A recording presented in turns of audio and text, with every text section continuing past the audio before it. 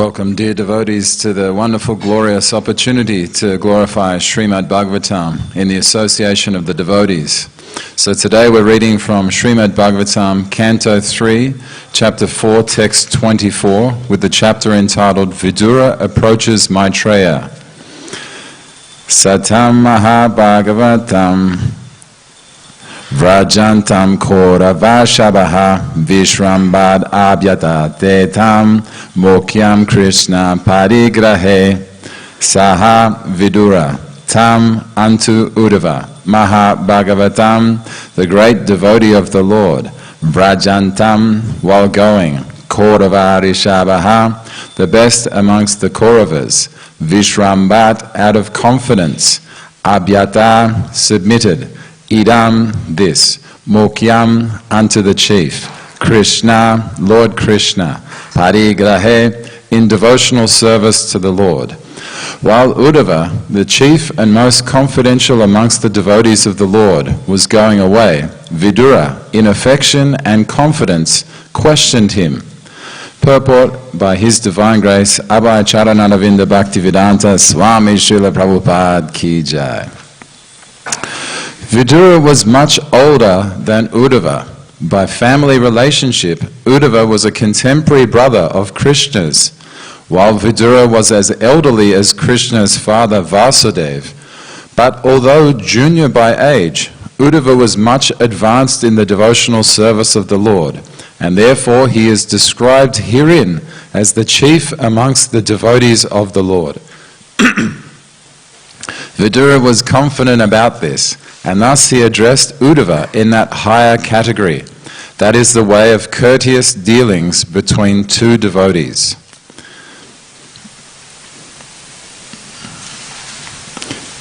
Om Akyanti Mirandasya Jananjana Shalakaya Chakshurun Militam Jena Tasmai Shri Gurave Namaha Shri Chaitanya Manobishtam Stapitam Yena Bhutale Swayam Rupa Kadamayam Dadati Sva Padantikam Vandeham Shri Guru Shri Yuta Parakamalam Shri Gurun Vaishnavam Scha Shri Rupam Sagrajatam Sahagana Raganatan Vitam Tam Sajivam Sadvaitam Savadutam Parijana Sahitam Krishna Chaitanya Devam Shri Radha Krishna Padan Sahagana Lalita Shri Vishakan Vitamscha Nama Om Vishnu Padaya Krishna Prestaya Bhutale Srimati Bhaktivedanta Swaminiti Namine Namaste Sarasvati Deve Gauravani Prachadine Nirvishesha Shunyavadi Paschatya Deshatarine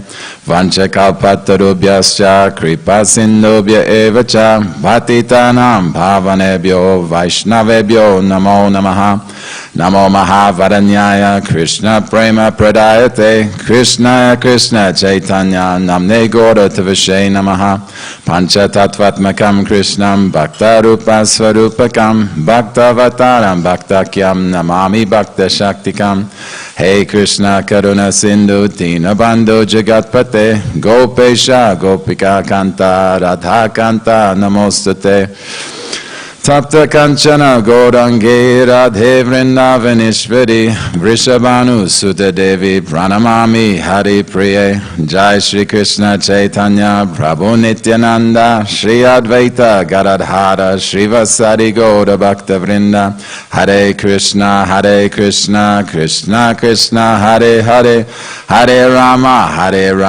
Rama Rama Hare Hare. So praying at the lotus feet of their most divine, Sri Sri Radha Gopinath, I pray that I say the right things in the right spirit, in the right meter, such that we can totally absorb ourselves in this wonderful literature, the Srimad Bhagavatam. I pray to the controller of the universe, Lord Jagannath, Baladev and Subhadra, that we can really delve deeply into this wonderful nectar that is the Srimad Bhagavatam. And praying at the lotus feet of Sri Sri Gaura Nitai, I pray that we can be fully involved in the literature and really say it to the best of our ability. I take the dust of the lotus feet of Srila Prabhupada on my head, and then hopefully we can give this justice in this Srimad Bhagavatam class. So this is a very beautiful purport where it's explained about confidence it's also describing affection, and there's also describing the family relationship of Udava. So with confidence, there was a beautiful conversation between Tamal Krishna Goswami and Srila Prabhupada. And Tamal Krishna Goswami asked Srila Prabhupada the question, you know, Prabhupada, I've heard that the spiritual master will incarnate time and time again until the disciple has been delivered back home, back to Godhead. And Srila Prabhupada's response was, yes, this is true, but don't use that as a sign to be complacent. So we know the spiritual master will manifest in our lives, life after life. Janme, Janme Prabhu say, we say every morning. And then Prabhupada reminded Tamal Krishna Goswami, don't use that as an excuse to become lazy or complacent in your Krishna consciousness. We must endeavor with enthusiasm. So essentially in the Upadeshamrita of Rupa Goswami, it's explained, Utsahan Daryat Nischayad, Tat Tat Karma Pravartanat, Sato Vrite Sangatyagat, Sadbir Bhakti Prasidyati. That's Upadeshamrita 3. So Utsahat means we must be very enthusiastic.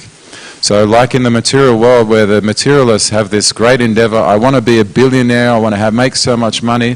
So in a similar way, the devotees, we have to endeavor with enthusiasm and think, in this lifetime I can make my life successful and go back home to Godhead and never come back to this material world. So this is enthusiasm. And secondly, it's explained about patience. So Rukmini was very patient with her loving exchanges with Krishna, so much so that she sent a letter to Krishna saying, I'm prepared to wait life after life. So devotees have to have this patience. And thirdly, we have to have this confidence that because I'm following this bona fide scripture passed down by Rupa Goswami, Sanatan Goswami, Raghunath Das Goswami, Sri Jiva Goswami, Sri Gopal Bhatta Goswami, Sri Raghunath Bhatta Goswami as well, that because I'm following, we have to have the confidence that the process will work. I will perfect my life as a result of practicing this wonderful science. So these are the formulas prescribed by Rupa Goswami, and because we know that Krishna is the purest, to approach him we have to be pure, we have to have good association, and this is the confidence that is explained here of Vidura approaching Udava in confidence and affection. So there has to be love there has to be the affection, there also has to be confidence that that person in spiritual life will be able to help us. And so there's a beautiful pastime with Lord Chaitanya Mahaprabhu. We know this is the cult of Lord Chaitanya Mahaprabhu, and he's the senior most or representative of devotional service. And there's a beautiful pastime where Lord Chaitanya put himself in the position of inquiring from a much younger devotee. And this is with Gopal. So Gopal was a young boy, and he was following Lord Chaitanya around. And as we know, Lord Chaitanya, wherever he went, he was chanting the holy names of the Lord. He was incessant with his chanting, with his flooding, with liquid prema of the chanting of the holy names wherever he went. And so then Gopal was following him, and then Lord Chaitanya walked into a latrine. And then when he went into the latrine, he stopped chanting the holy names. And then Gopal was waiting outside the front, and he said, you know, Mahaprabhu, I heard you chanting the holy names, but then you stopped. What was that all about? And then Lord Chaitanya responded, well, I was engaging in an activity which was muchi, or not clean, so therefore I had to stop the chanting of the holy names. And Gopal said, well, the holy names are so pure. In any time, in any place, in any circumstance, you can chant the holy names of the Lord, and automatically every situation will be completely purified as a result of the chanting of the holy names. So then Lord Chaitanya took this as an instruction from Gopal, and from that moment onwards, he incessantly chanted the holy names in every time, place and circumstance, even in situations that were considered muchi. So Gopal was then known as Gopal Guru, and there's a very beautiful temple in Vrindavan just near Gopeshwar Mahadev, which has the deities of Gopal Guru. And it's explained that a lot of devotees go there on parikram, headed by Bhakti Chaitanya Swami and Dinabandhu Prabhu, going to this beautiful temple of Gopal Guru, and then helping us to understand that we can inquire from those people who are junior in age, but have higher level of spiritual advancement. And we know that Dhruva Maharaj, at the age of 5 years old, he attained spiritual perfection. Prahlad Maharaj, if you read the 7th canto of the Bhagavatam, a lot of it was instructions from Prahlad Maharaj at a very young age. So it's not that we think, okay, I'm in an old body, so therefore I have to accept a teacher that's older than me. Much like Vidura displaying his humility, he inquired submissively from Udava. So then there's another beautiful statement from Bhagavad Gita. Vyavasatmika buddhir eke ha kuru nandana bahu shakya yanantascha buddhayo vyavasayinam. So avyasayinam means those who are not in Krishna consciousness, those who are flickering. For them, bahu shaka, many branches.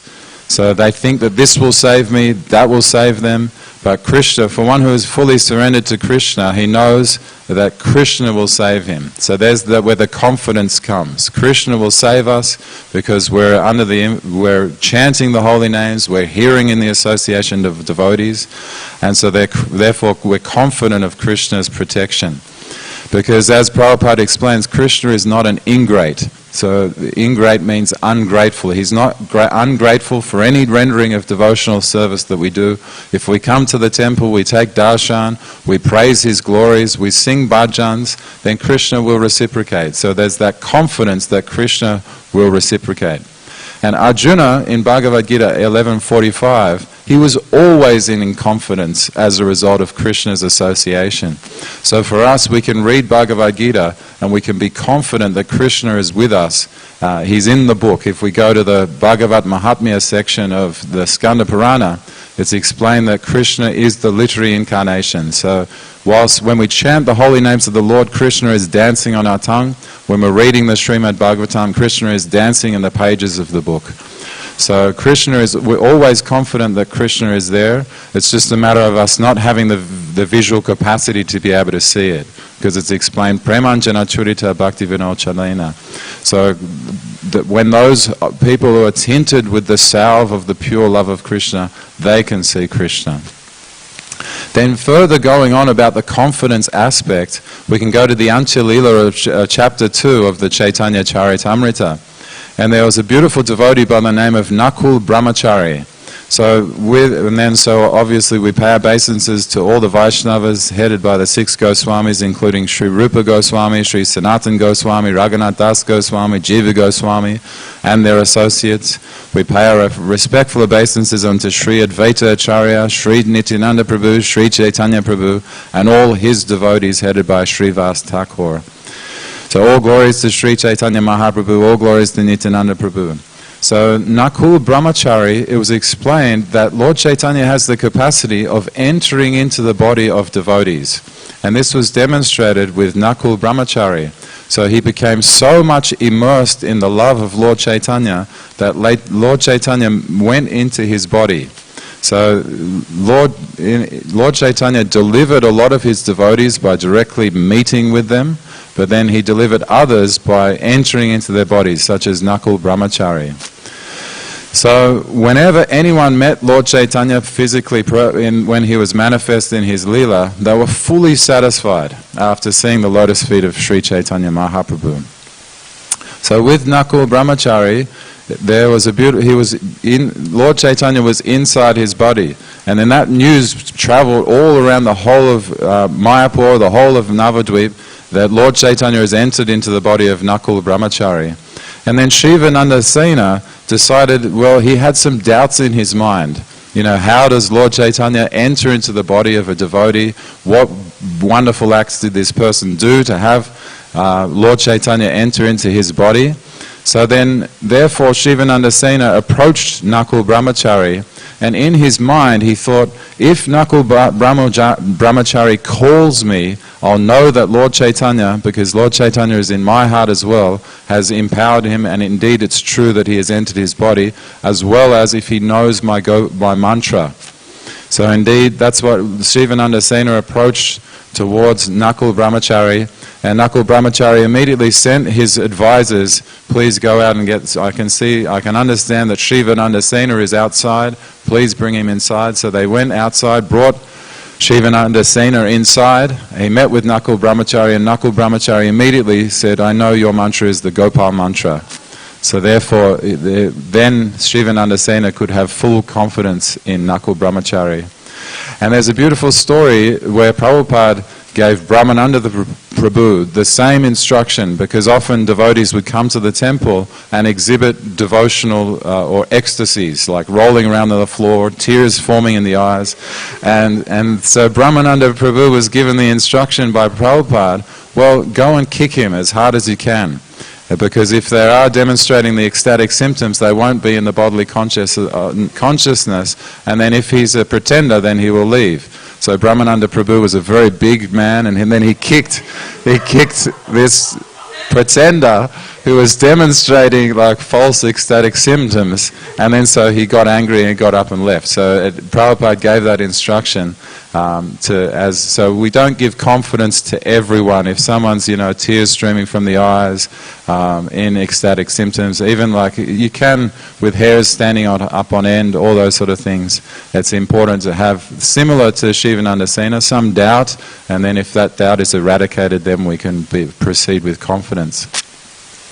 And then if we look at the Bengali language of Krishnadas Kaviraj Goswami, there's beautiful ways that he demonstrated or spoke about faith and confidence. So Vishvasha Karya, so endeavoring with faith and confidence, and Dhrida Nishchayaha, having firm confidence and determination. So confidence is very important in spiritual life. It's very important in our Krishna consciousness that we take association of those devotees who are confident, those devotees who give us confidence, and perhaps the best example of that is Srila Prabhupada. Whenever he was speaking to his disciples, he was always encouraging them, you can make your life perfect and go back home, back to Godhead in this lifetime. And then, the nectar of devotion also explains the symptoms of the demons. So they were confident as well. They left their doors open. All the demigods, or even though they were afraid of the demons, they had tremendous confidence in the protection of Krishna. And then there's the beautiful Leela of the cowherd boys dancing in the mouth of Aghasura, showing their confidence that Krishna would protect them. So now we move on to the glorification of Udava, because essentially Udava is described here as Udava was much advanced in the devotional service of the Lord. So therefore we ask, what is it that's so great about Udava? And so now we know that Udava is an eternally perfect soul, and he's a clump of grass at Kusham Sharova. So when you do your full Govardhan Parikram, there's a beautiful place called Kusham Sharova, where Radharani collected all the flowers to offer as worship for Krishna. And in that sacred grove there's a clump of grass, and Udava has become a clump of grass. So when we approach Krishna consciousness, we might, in our beginning times, take it a little bit easier and say, I want to be a gopi or I want to be a gopa. But Udava is showing us the correct way of humility. Please just make me a blade of grass so that the bulls and cows can trample over me. And one day, if I'm extremely fortunate and lucky, I might take the dust of the lotus feet of the gopis on my head. So Udava had this tremendous humility, and therefore that's why Krishna chose him as a counselor and sending Udava to Vrindavan to try to relieve their symptoms of separation. In researching this, I listened to a lecture of Gaura Govinda Swami, and he explained that Radharani personally explained her separation from Krishna as being like an animal stuck in a room, a burning room. And she said that the only thing that's keeping me alive is the lock on the door that Krishna said he will return. So there's a beautiful understanding of the fire of separation that Srimati Radharani was experiencing. And there's a place in Vrindavan called Udava Kiari. And that place is where Srimati Radharani was crying so many tears in separation from Krishna that puddles were forming around her. And then the fire of her separation was so strong that it was immediately evaporating those puddles of water that were falling from her tears. So the separation of the gopis is very real, and so then Krishna also felt that reciprocation of the separation. And if we go to the CC Adi Lila 1084, Rupa Goswami has described 16 very popular books amongst the Vaishnavas. So there's Hamsaduta, Udava Sandesh, Krishna Janma Titi Vidi, Radha Krishna, Ganadesh Dipika, Brihat and Lagu, Stavamala, Vidagda Madhava, Lalita Madhava, Dana Keli Komedi, Bhakti Rasamrita Sindhu, Ujvala Nilamani, Akyata Chandrika, Mathura Mahima, Padyavali, Nataka Chandrika, and Lagu Bhagavatamrita. So there's a very beautiful book out of all that list, and it's entitled Udava Sandesh. So it explains Lord Krishna feeling the separation from the gopis. So he's standing on a roof overlooking Mathura, and Krishna is remembering his friends from Gokula. So he trembled, tears entered his eyes, and he became stunned like a painted picture. So not only is the Radharani and the gopis experiencing separation from Krishna, but Krishna is also reciprocating and feeling separation from them. However, Krishna gives the important instruction to Udava, don't tell the gopis about my feelings of separation, because he doesn't want to make things worse for them. So he approaches Udava, and then he says, I know that you're a great counselor. I know that you have the ability to relieve the suffering of these people. So please go to Vrindavan. And there's also a secondary reason why Udava is going to Vrindavan, to convey this message. And so it's a gift. Krishna is giving Udava the gift of being able to see the love and devotion of the gopis, to be able to see that spontaneous vipralamba, the feelings of separations of the gopis, to witness that so that he could be advance in his spiritual life. So Krishna gave the instruction, and then it's in Udava Sandesh. It's beautiful because when Krishna left Vrindavan on the chariot of Akrura with Balaram, he stopped at various places on the way from Vrindavan to Mathura. And then in Mathura, Krishna is telling Udava, stop along all those places. I want you to stop at, there's a beautiful place where some of the gopis on the outskirts were passing or giving beautiful glances to Krishna. So Krishna tells Udava to stop there. And then a whole list of different places to go. And so all of Vraja trees would have been burnt in a fire of separation if it were not for the flood of tears from the gopis' eyes. So there's so much separation from Krishna in Vrindavan, and then all the trees would have been burnt if it weren't for the tears. So, and then Krishna's going on, explaining the path from Mathura to Vrindavan is very long, straight, and easy to traverse. It's beautiful. When you fall into the ocean of the bliss in Gokula, I will become very happy. So when Krishna gives instructions to his disciples, especially to his cousin brother Udava, he feels that same thing as well. So he feels the reciprocation from Udava. So please take the path to Ambikavana, where I rescued Nanda Maharaj from a snake in the Kiliya lake, which gave a festival of happiness to the gopis. So whenever Krishna performs his actions of protection, it always gives great sense of happiness to the gopis. And then it's reminded that Krishna says to Udava on his path to Vrindavan, don't go to those places where the demons were. So there's places in Vrindavan where Kuvalayapid again and again attacked Krishna, and then so Krishna is giving the instructions, don't go to that place. And essentially there's a lot of Brijvasis who have that same mood. They don't go to Mathura because that's where Vasudeva and Devaki were incarcerated. So it's very beautiful that the saints never take the path where demons walked. So there's amazing, all these beautiful descriptions of the path that Krishna is instructing Udava to go to. And it helps us to remind us that there's over 6 billion holy places in Vrindavan. So go to the north, where by my mercy Akrura first saw the world of the Gopas, and then Krishna gives the wonderful instruction, even if you don't wish to see the Yajnik Brahmanas, you should glance at the Brahmanas' wives who are always singing my glories. So the whole list, there's a beautiful list. And then Krishna gives instructions to Udava for each one of the gopis. So there's a beautiful instruction for Vishaka, there's a beautiful instruction for Lalita, there's another, all for Indulekha, Chandravali, all these instructions. So Krishna, Udava has to give the instructions to all these devotees. And then so finally Udava arrives in Vrindavan. So firstly he goes to Nanda Maharaj's house, because Yashoda Maya gave Nanda Maharaj the instruction, go to Mathura and bring Krishna back.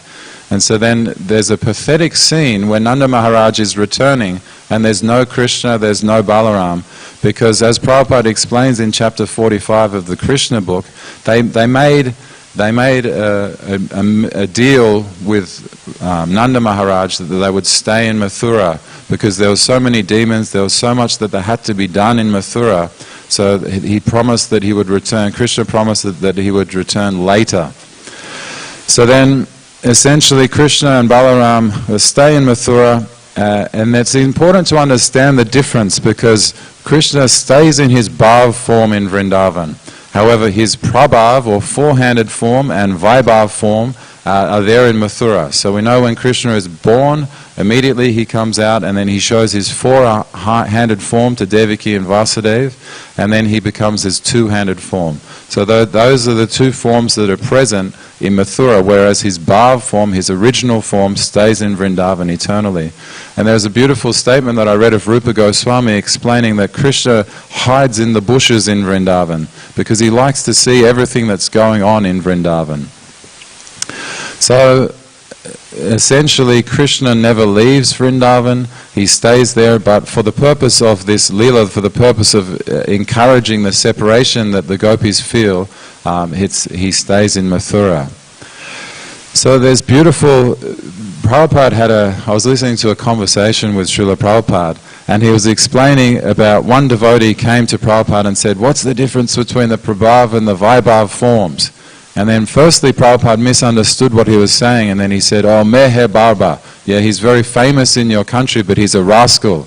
So then they completely misunderstood what the Prabhav and Vaibhav forms were. And then the disciple asked again, oh no, I mean, can you please explain the Prabhav and Vaibhav form? And Srila Prabhupada had such a great sense of humor, it was so funny, and then he turned around and he said, you think the spiritual master is your dictionary? Go to Teachings of Lord Chaitanya, chapter 6. So in that same way, like the spiritual master is not our dictionary, is not our order supplier, it's not. So it was a very beautiful exchange, and you heard all the devotees just uproarious in laughter, where Prabhupada explaining that the spiritual master is not like a dictionary. So as we go further into the understanding of chapter 45 of the Krishna book, it's so many beautiful scenes where Krishna, Nanda Maharaj is saying, oh, Krishna must be some demigod, he must be some wonderful personality, otherwise how else was he able to protect the devotees, how else was he able to lift up Govardhan Hill, how else was he able to swim in the Kaliya lake and kill the snakes? And so then we hear what Udava is saying in response to try and alleviate the suffering of Nanda Maharaj and Mother Yashoda. So he says to them, you know, Krishna is the Supreme Personality of Godhead. And then the first thing that Udava says is Bhagavad Gita, chapter 15, text 15. Sarvasya chaham ridisani vishto matas smriti jnanam apohanam cha vedais cha saver aham eva vedyo vedanta krid vedavid eva chaham. So Krishna is explaining that Krishna is in the heart of every living entity. He is the source of knowledge and forgetfulness, and he is the compiler of the Vedas and the knower of the Vedas. So Udava is explaining that to Nanda Maharaj and Mother Yashoda. So Mother Yashoda is explained with tears falling from her eyes. In just remembrance from Krishna alone, tears were streaming from her eyes and breast milk was coming from her breasts. So much love they had for Krishna, they just had to remember him, and then automatically they were purified, they exhibited ecstatic symptoms. So, although the residents of Vrindavan were experiencing separation from him, Krishna was always present with them by his lila, and this made them ecstatic. So for us, we can remember the lila smarana, the process of association with Krishna is recommended by great devotees. And then, if you go to the Krishna Bhavanamrita of Vishwanath Chakravarti Thakur, it's full of Krishna's pastimes. It's a very beautiful book that explains some of the esoteric leelas, and then Prabhupada explains any book of Krishna leela is solace for devotees who are feeling separation from Krishna. So Udava is described as the most exalted personality in the Vishnu dynasty, almost equal to Krishna. And when Udava arrived on the scene, the gopis actually thought he was Krishna. So he has the same complexion, the same mood, the same ability to convey. And this was as a result of his accepting a spiritual master who is very highly exalted, Brihaspati. And he's the teacher and priest of the heavenly planets. So intellectually, Udava was very qualified to be able to convey this message to the gopis. Excuse me.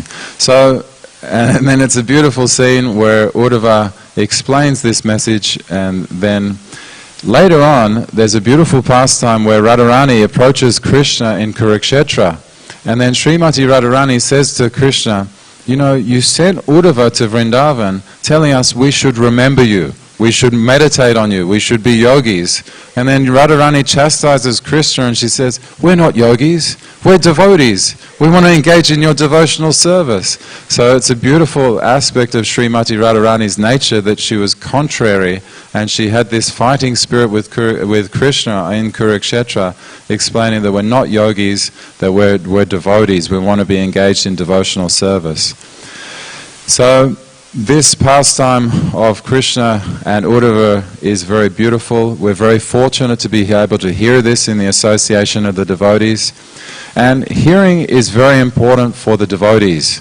Going back to the Bhagavat Mahatmya section of the Skanda Purana, it's explained when we hear the glories of Sri Krishna, all the holy rivers are present. All the holy pilgrimage sites personified are present. So we might think, oh, it's only such a small class, or there's not so many people, but actually all the demigods are present when the Bhagavat Utsaha, or the glorification of the Bhagavatam, is going on.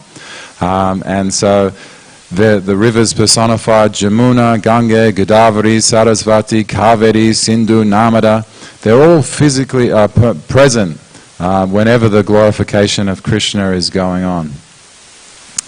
So essentially, we have to be very thankful to Srila Prabhupada that we have this wonderful association of devotees, very glorious situation where we can chant, we can dance, we can sing the glories of Sri Krishna, we can remember him, as Rupa Goswami explains, the 9 different angas of bhakti, which everyone can perfect their lives from Shravanam, Kirtanam, Vishnu Smaranam, Hada Sevanam, Archanam, Dasyam, Sakyam, Atma, Nivedanam. So any one of the 9 angas of bhakti, we can perfect our spiritual lives, we can go back home to Godhead. We should be very confident of this process being working. We can see the results also. You see the great devotees or the disciples of Srila Prabhupada who are now in their 50th year of chanting and singing the glories of the holy name. And you can see that they have wonderful love.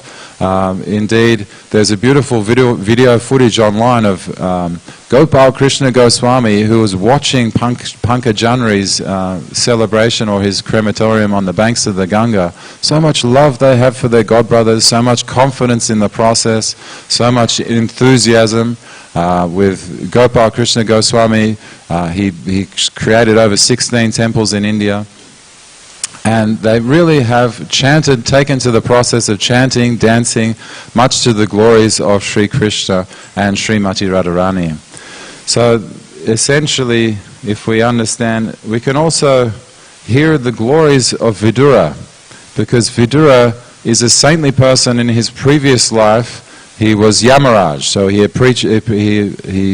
committed the error of giving a far too great punishment to a sage than what was required. And so as a result of that, he was cursed by the sage to take the birth in the womb of a Shudra. And so therefore he had all the wonderful qualities of Yamaraj, being complete in knowledge, complete in understanding.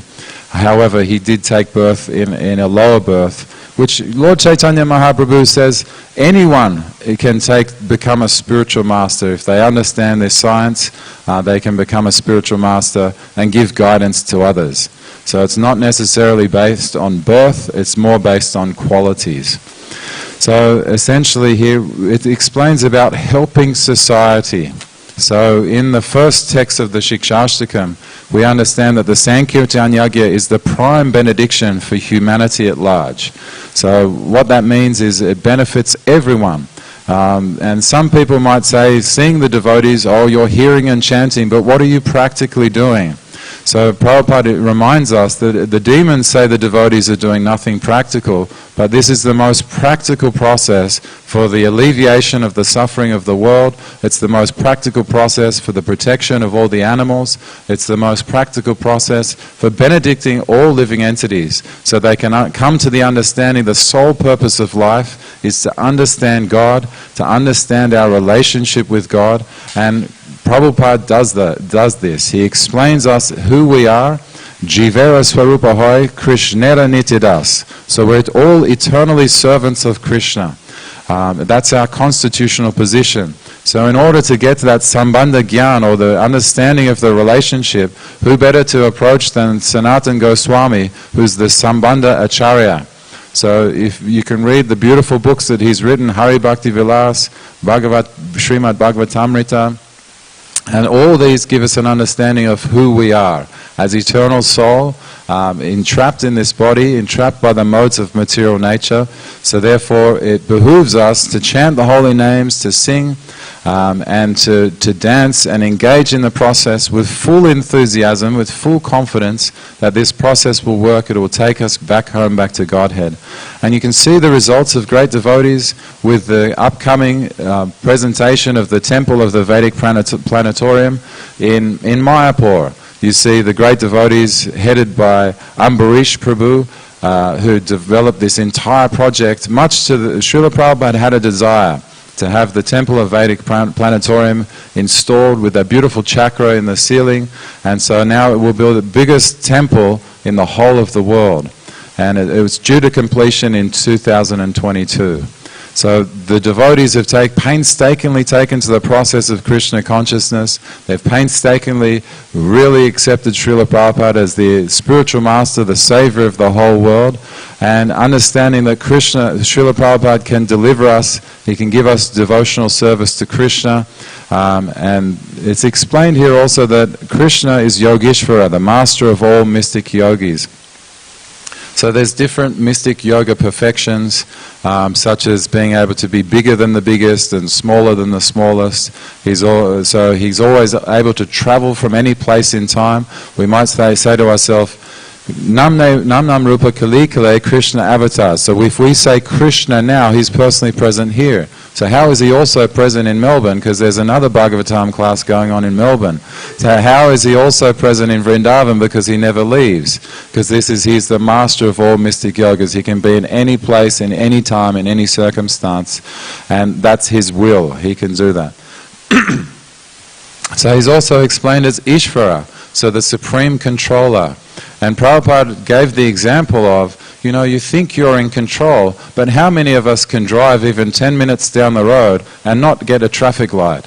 So that Prabhupada explained that Krishna is in control. He's in control of all the traffic lights. He's in control of all the people as well. So he's in control of all the people that we meet, the people that come across our path. And he's the one who can give us full knowledge, because he is in full knowledge himself. So therefore he has the ability to give it to us. And if we understand, Udava also had a wonderful duty of being able to talk to the gopis, see what the actions they were performing, and feel, because there is emotional transference. When we're in the association of great devotees, they can actually transfer their knowledge to us. They can transfer what their understandings are. And a lot of devotees actually go to Govardhan Hill, where the clump of grass is, in order to take association of Vidura. And then there's a beautiful chapter in the Srimad Bhagavatam titled Vidura Gita, or the Song of Vidura. And it helps us to understand that he can give us prema bhakti because he has that personally himself. And then if we look at the tasks that Udava had, it was huge, because he had to go to Vrindavan, he had to alleviate the pain and suffering of the gopis, and he also had to counsel them. But previously, there was also another fratricidal battle. So the original fratricidal battle was in Kurukshetra, where Krishna is giving out instructions to Arjuna, and he's promising him, if you follow these instructions, you're guaranteed to win. However, Udava had a different task. He had a task in front of him where he knew he was going to lose. He knew the whole Yadu dynasty would be completely dissolved.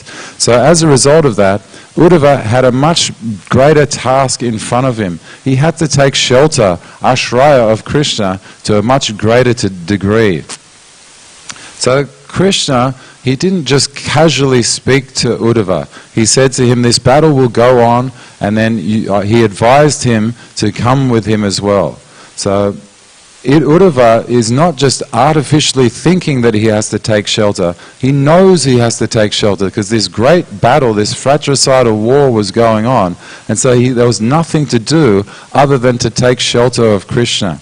And we know that in our time here, there's a big battle going on between the demons and the demigods, and we can see that out there in society. We can see the influence of the impious actions, we can see the degradation of Dharma, we can see the onset of Kali Yuga, because it's explained that of the 4 legs of the bull of Dharma, there's only one left, and that's truthfulness, and even that leg is shaky. So all the other legs, they're gone in the age of Kali. Cleanliness, mercifulness, and austerity are gone in the age of Kali.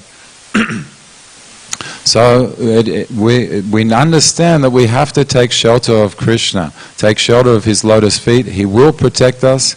We have to be confident in the understanding that Krishna will protect us. And then even if you understand Parikshit Maharaj, he was in a similar state. He was cursed by a Brahmana boy that he would die in 7 days and 7 nights. So the questions that Parikshit Maharaj is asking is for the benefit of the whole of humanity. What is that person supposed to do when he's approaching death? So as all of us know, death is an inevitable part of our lives. When we take birth in this material world, there's janma, there's birth, sickness, old age and death. It's guaranteed. So Parikshit Maharaj asked these questions in order to benefit the whole of humanity. So essentially Sukadev Goswami, he responded to Parikshit Maharaj. He explained the entire material nature, how it's created. And then finally he gets to the summum bonum, or explaining about Krishna, the glories of Krishna. Why is Krishna colored blue? Why is he in Vrindavan? And so essentially we have to, in the mood of Parikshit Maharaj, inquire submissively from the spiritual masters, inquire submissively from the devotees, and therefore they can give us these transcendental knowledges. So it's really interesting to understand when you analyze the lives of the demons as well. They studied the Srimad Bhagavatam to the best of their ability as well. So we understand that Ravana, Hiranyakashipu and Supanaka, they all went to a sacred place. They all studied the Shiva Purana. They worshipped Shiva to the best of their ability because they know that Shiva would give them some opulence. So Ravana, after performing all those austerities, all those penances, he turned round to when then Shiva said, okay, I'm prepared to give you an opulence. And Ravana was asking for more control, more power, so many heads so that he can enjoy more. And then Supanaka asked for something that we can't discuss in this class here. And then everyone saw that Kumbhakarna was so big, he would already wreak so much damage. So instantly Sarasvati knew that she had to jump on Kumbhakarna's tongue. And so when it was time to Kumbhakarna to ask what he wanted, he turned around and he said, I want to sleep, because this is Sarasvati dancing on his tongue, knowing that he would just completely wreak so much havoc in so many different places. And finally, Vibhishana, he also did the tapasya. And then his response was, I want pure, unalloyed devotional service to Sri Ram and to be the servant of his servants for eternity. So it's important to understand that all spiritual paths help us to understand and love God. Srila Prabhupada said the most important thing with any spiritual process is to see, are you advancing in your love of God? Are you prepared to sacrifice some things to give up for Krishna? This is a sign that you're making advancement in spiritual life. So essentially, talking about Udava, we also have to talk about Paramananda Puri, because Udava also manifested in Lord Chaitanya's pastimes. This time, Udava was manifest as Paramananda Puri, who was a senior devotee to Lord Chaitanya, being a disciple of Madhavendra Puri and a godbrother of Ishvara Puri. So Paramananda Puri was a very highly exalted soul. He appeared in Lord Chaitanya Leela. And there's a beautiful pastime where Lord Chaitanya traveled down South India. And he was traveling, and then eventually the word came back that he would go back to the Gambhira and take residence in Jagannath Puri. So all this news got out. It got to Swarup Damodar, the news got out to Advaita Acharya, and instantly Advaita Acharya and Swarup Damodar had to start planning. If we're going back to Jagannath Puri, there has to be prasadam for the devotees, there has to be residences for the devotees. So Advaita Acharya and Swarup Damodar started planning this whole trip to get back to Jagannath Puri. However, as soon as Paramananda Puri heard that Lord Chaitanya would be back in Jagannath Puri, he dropped everything and left. Previously, showing his love for Lord Chaitanya, he was living in the house of Shachi Mata, acting as somewhat of a protector, being elderly, and he protected Shachi Mata. But as soon as he heard Lord Chaitanya would be in Jagannath Puri, he immediately ran to be with Lord Chaitanya. And when he arrived, Lord Chaitanya embraced Paramananda Puri, and he showed him his place where he could stay. And this is also very reminiscent that the same story occurs because Lord Chaitanya in the Gambhira was experiencing that highest Vipralamba Bhav, or separation from Krishna. So, and there's in the mood of Srimati Radharani, so the same thing, Paramananda Puri goes to Jagannath Puri to be with Lord Chaitanya in the mood of Radharani, and she's experiencing the Vipralamba Seva, or the separation from Krishna, in the same way that Udava was sent to Radharani to help console her or counsel her from the separation she's feeling from Krishna. And so Lord Chaitanya showed Paramananda Puri where his room was, and then if we go to Krishnadas Kaviraj Goswami's explanation, in the Gambhira, Lord Chaitanya was in so much ecstasy, he was waking up in the middle of the night, he was scratching his face against the side of the doors, in so much ecstasy and separation of Krishna. And so Paramananda Puri provided that ability to counsel Krishna, to counsel Lord Chaitanya, and to help him in that way. And there's a beautiful story where once Paramananda Puri was settled into his place in Jagannath Puri, Lord Chaitanya approached him and he said, "There's that well out the back of your house. Please give me some water. I want to have some water." And Paramananda Puri said, "I've spoken to the local residents here, and this well has been dry for years. It's been poisonous, it's salty, it's not fit for the consumption of anyone. And even if a bird flies in there and drinks, immediately it falls over and dies. So this well isn't there it's not fit for human or consumption." So Lord Chaitanya immediately, he offered the benediction, and so then he left. And then overnight, what happened was this well became completely purified. Just on the mere presence of Lord Chaitanya Mahaprabhu, he purified this well in Paramananda Puri's house, and then it had the most nectarian, the most sweet water as a result of the benediction of Lord Chaitanya. So Paramananda Puri, he woke up the next morning and saw this well was no longer in a dilapidated position, and now it was providing the most beautiful nectarian water for all the devotees there. So we're greatly fortunate that we get to discuss the pastimes of Paramananda Puri. We're greatly fortunate to hear of his desire to be with Lord Chaitanya in the Gambhira. And we're greatly fortunate to hear of the pastimes of Udava in his association with the devotees.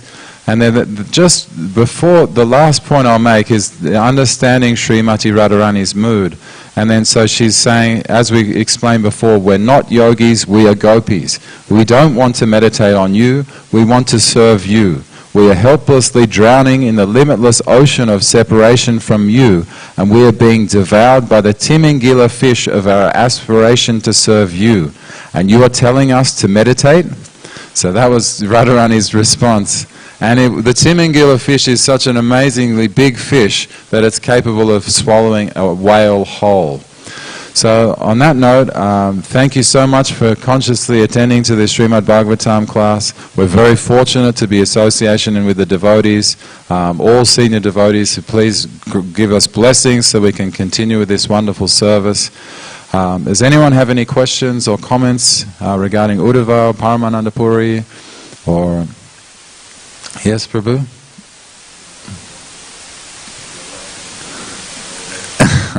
Jai Srila Prabhupada.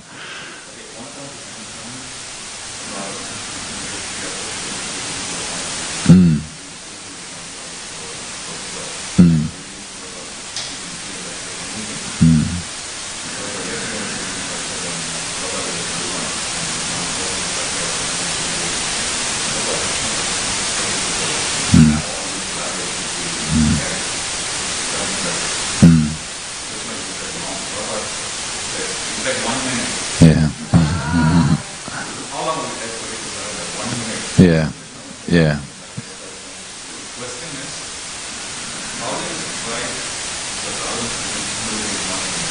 Yeah. It's a wonderful question, and thank you so much for asking, because essentially a lot of people hear the word humility, or they hear the word thinking oneself lower than the straw in the street.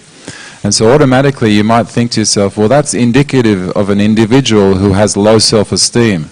Because, however, for devotees, we actually have the highest self-esteem because we realize Krishna is present. So there is humility, but it's not to the sense of low self-esteem. And that's why it's characterized with Srila Prabhupada was instructed or given the question by a journalist, if you're so humble, why do you always walk with your head held so high? Because if you analyze bodily composition, someone who has low self-esteem is hunched over, but Prabhupada had Prabhupada's response was such great presence, and he walked like a king. There's devotees who said when Prabhupada walked, it was like his feet wasn't even touching the ground, and he had so much presence like a king. And so then Prabhupada said, I do have pride, it's pride in the Guru Parampara. So never pride for ourselves, always pride for the spiritual master. So reconciling this apparent contradiction between humility and confidence means that we can be confident of our humility, we can be striking a balance and not just being totally humble that our self-esteem goes and we lose confidence, but humility with working together with confidence. So essentially you might be able to use the example of two streams going in the same direction, because Radhanath Swami gave the example of birth, sickness, old age and death is such a powerful, strong current that any one of us can just jump in the river and then flow downhill to more birth, sickness, old age and death. But the devotee has to endeavor with confidence and humility to go upstream against this tremendous current leading us towards more birth, sickness, old age and death. So you're right, it has to be a union between humility and confidence such that one side isn't neglected and one side isn't overemphasized, but working together in union for sure. Thank you so much, great question. Yes, Prabhu.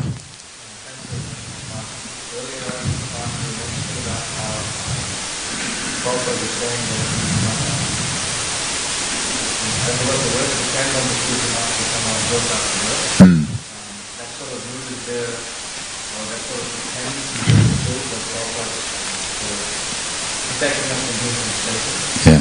But at the same time, we also see that through the road of the world, also pretending the world, like you mentioned, the brokers will continue to turn around thinking that they're going to not.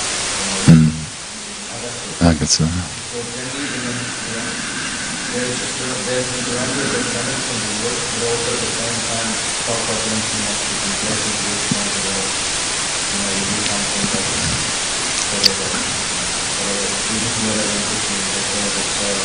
how to find that to become, how to know exactly when, you really surrender to Krishna, and then,